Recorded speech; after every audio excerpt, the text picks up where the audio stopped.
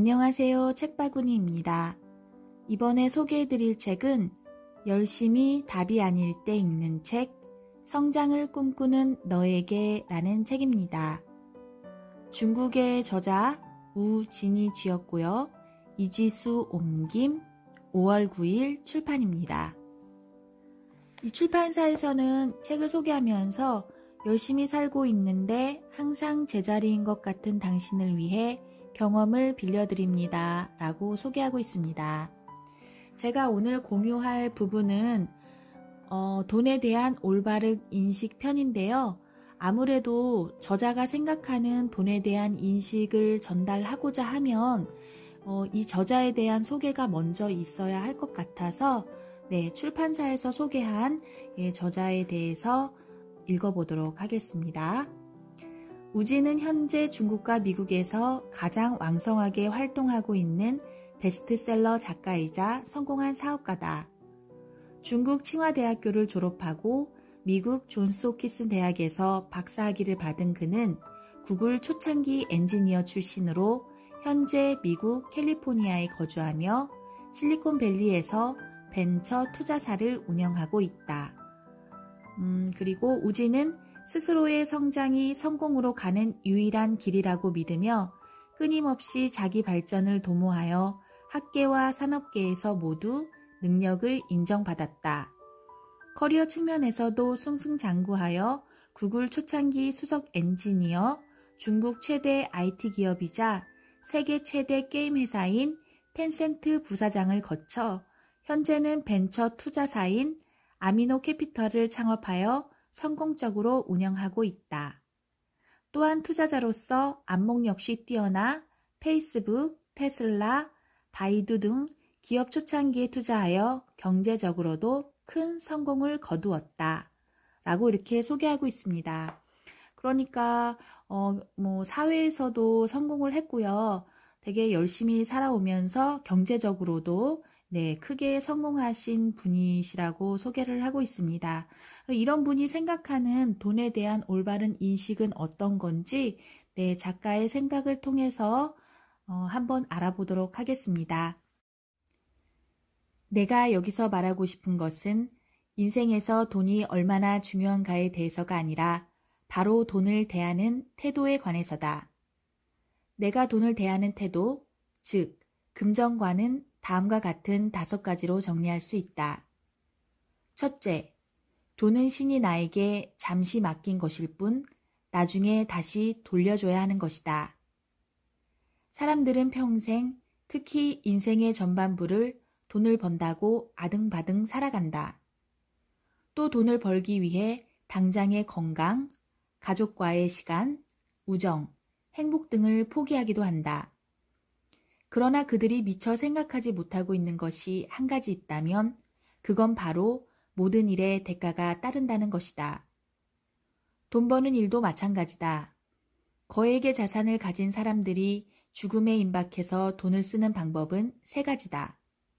첫째, 생전에 어떻게든 모두 써버린다. 둘째, 국가기관이나 자선단체에 기부한다. 셋째, 자녀 등 다른 사람에게 물려준다. 그 외에 다른 방법은 없다.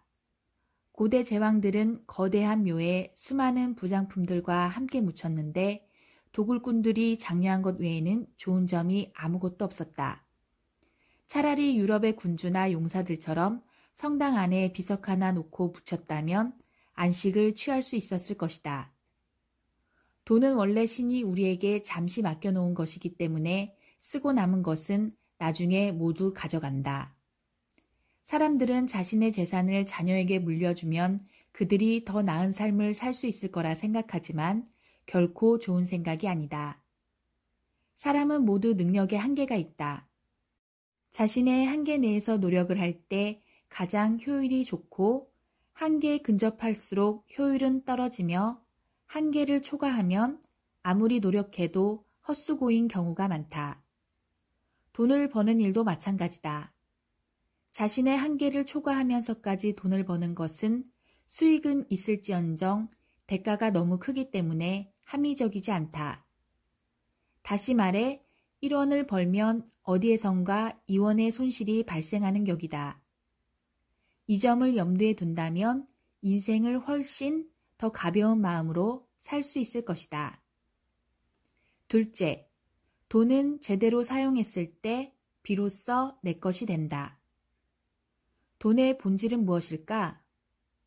돈은 각종 자원의 소유권과 사용권을 계량화한 것이다. 여기서의 자원은 물적 자원과 인적 자원으로 구분할 수 있다. 다이아몬드와 같은 보석을 비롯해 토지, 자동차, 집 등이 물적 자원이라면 자동차를 만드는 엔지니어의 시간, 당신이 고용한 가사도우미의 시간, 미용사와 세공사 등의 시간이 인적 자원이다. 결국 돈의 많고 적음은 그 사람이 활용할 수 있는 사회 자원의 총량을 반영한 것이다. 이러한 돈의 본질을 이해했다면 돈은 제대로 사용했을 때 비로소 내 것이 된다는 말의 의미도 이해할 수 있을 것이다. 돈을 효율적으로 사용한다는 것은 사회 자원을 효율적으로 활용한다는 의미이고 사회 자원을 잘 활용하면 더 많은 돈을 벌 수 있다.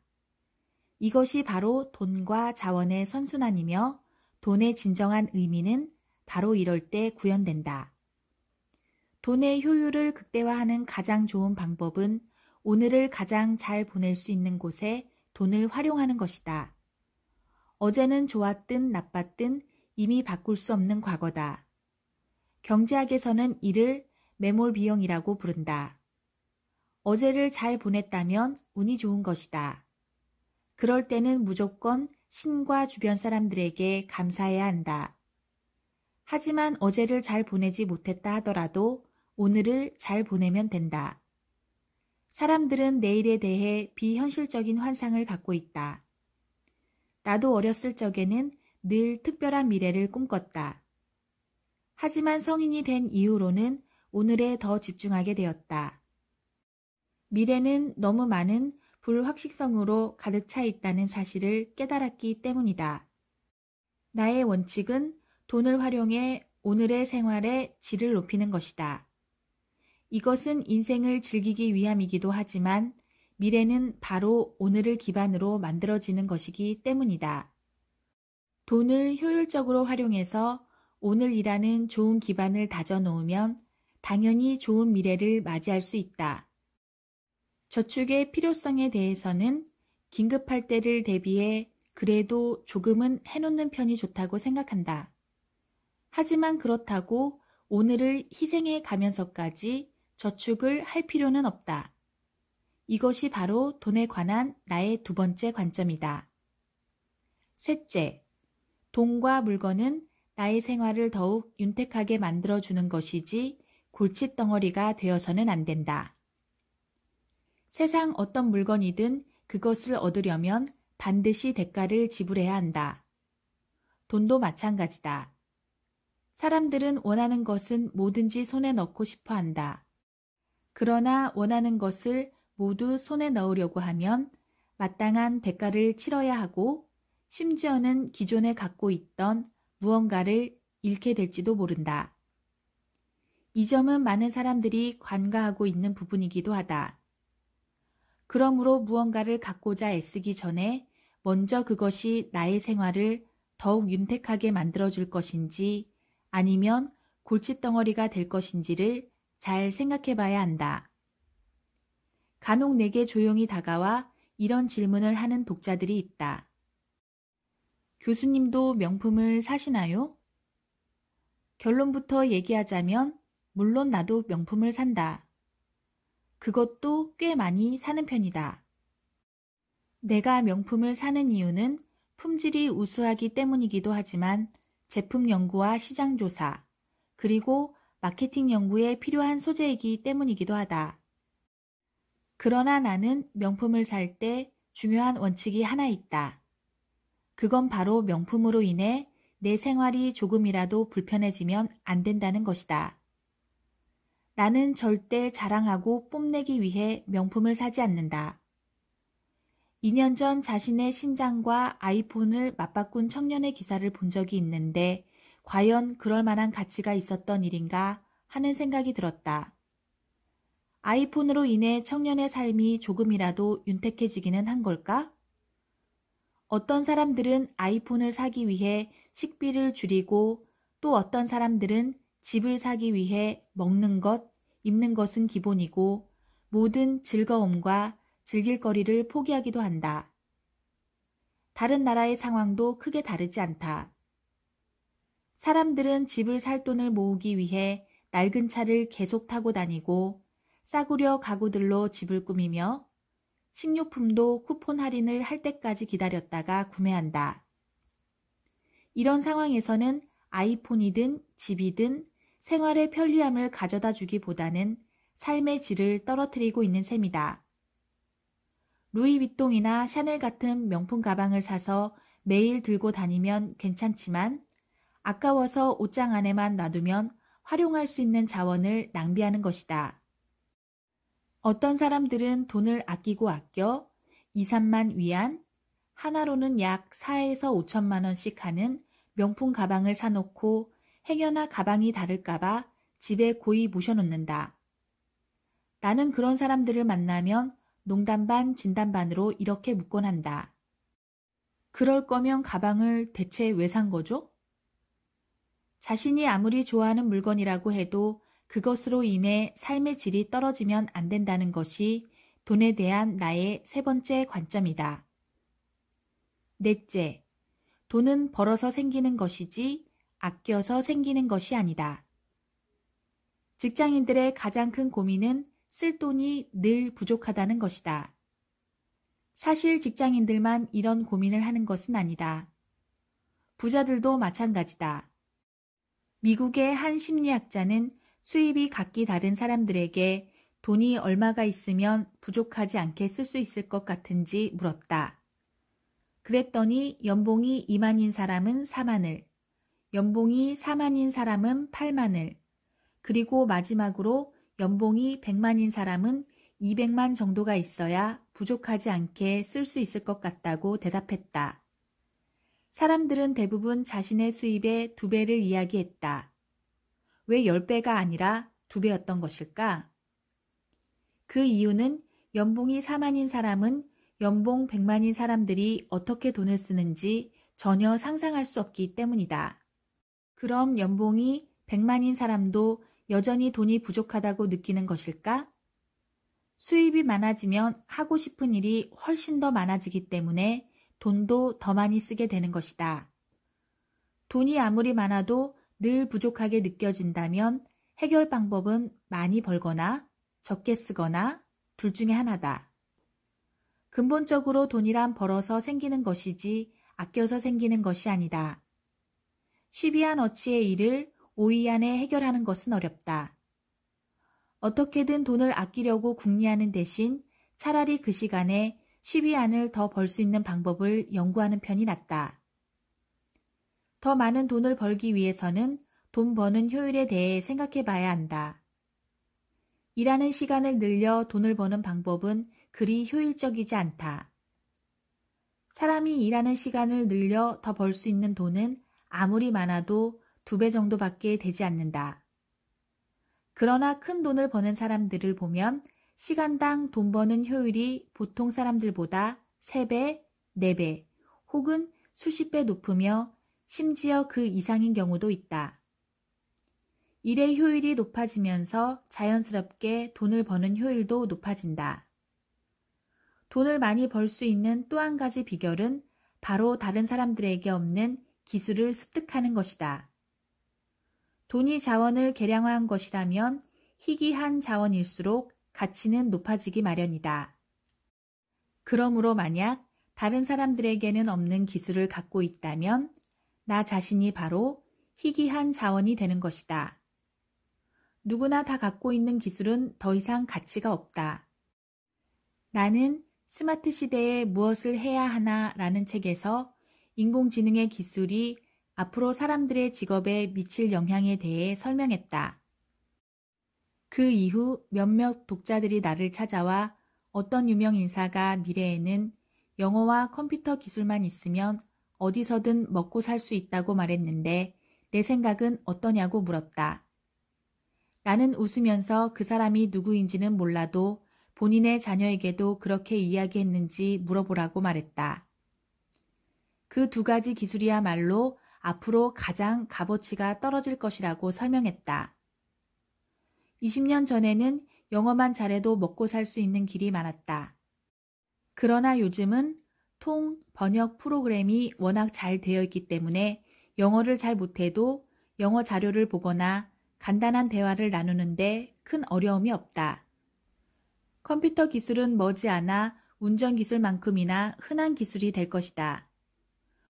오늘날 운전기술이 딱히 취업을 하는데 큰 도움이 되지 않는 것과 마찬가지로 컴퓨터 기술도 전문 엔지니어 정도 수준이 아니라면 간단한 코딩 정도는 굉장히 흔한 기술이 될 것이다.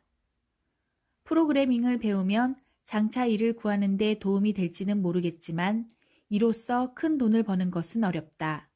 창업을 하든 다른 사람을 위해 일하든 자신만의 특별한 능력이 있어야만 효율적으로 돈을 벌 수 있다. 그리고 효율적으로 돈을 벌기 시작하면 인생은 한결 수월해진다. 5번째, 번 돈을 모두 쓰는 것은 어렵지만 어딘가에 쏟아붓는 것, 투기는 쉽다. 이것은 돈에 관한 나의 마지막 관점이자 가장 중요하게 생각하는 내용이기도 하다. 만약 당신이 돈이 아주 많은 사람이라면 먼저 축하한다. 마약, 도박, 불륜만 멀리한다면 아마 죽기 전까지 그 돈을 다 쓰지 못할 것이다. 그러나 재산을 더 늘리겠다고 섣불리 투자를 한다면 한순간에 파산할 수도 있다. 미국 10세기의 대문호 마크 트웨이는 평생 글을 써서 번 돈을 섣부른 투자 때문에 모두 잃고 말았다. 마크 트웨이는 원래 큰 부자가 아니었기 때문에 빈털터리가 된 것이고 돈이 훨씬 더 많은 거부들은 웬만해서는 쫄딱 망하는 일이 없지 않겠냐고 생각하는 사람도 있을 것이다. 단언컨대 그렇지 않다. 아무리 돈이 많은 재벌도 한 세대 혹은 두 세대 만에 파산할 수 있다. 그들이 돈을 흥청망청 쓰거나 마약이나 도박 등으로 망하는 경우는 거의 없다. 그들이 파산에까지 이르는 경우는 단 한 가지, 모두 잘못된 투자 때문이다. 컨테이너를 발명한 말콤 맥리는 세상을 바꿔놓은 발명으로 크게 성공해 미국에서 손에 꼽히는 부자가 되었다. 하지만 그는 결국 파산해서 수십억 달러의 빚까지 떠안게 되었다. 이 모든 것이 한 번의 석유 투자 때문이었다. 마찬가지로 미국 역사상 가장 큰 부유한 가문 중 하나였던 헌트 형제도 단 한 번의 잘못된 은 투자로 파산했다. 일단 투자에 실패하면 본인의 인생 전체가 무너질 수도 있고 심지어는 다음 세대의 운명에까지 악영향을 줄 수 있다. 특히 돈을 벌고 싶다는 열망이 클 때는 작은 이익에도 눈이 어두워질 수 있기 때문에 조심해야 한다. 투자뿐만 아니라 우리 생활 곳곳에도 여러 가지 리스크가 숨어 있다. 이러한 위험 요소들은 늘 인지하고 있어야만 성공을 위한 튼튼한 기반을 마련할 수 있다. 네, 이번에 소개해드릴 내용은 여기까지입니다. 구글 핵심 멤버에서 텐센트 부사장, 그리고 실리콘밸리에서 벤처 투자자까지 하면서 끊임없이 성장을 해온 우진 작가, 이 책의 저자가 가지고 있는 돈에 대한 관념과 철학에 대해서 살펴봤는데요. 많은 도움이 되셨기를 바랍니다. 그러면 저는 다음에 더 좋은 책으로 인사드리겠습니다. 감사합니다.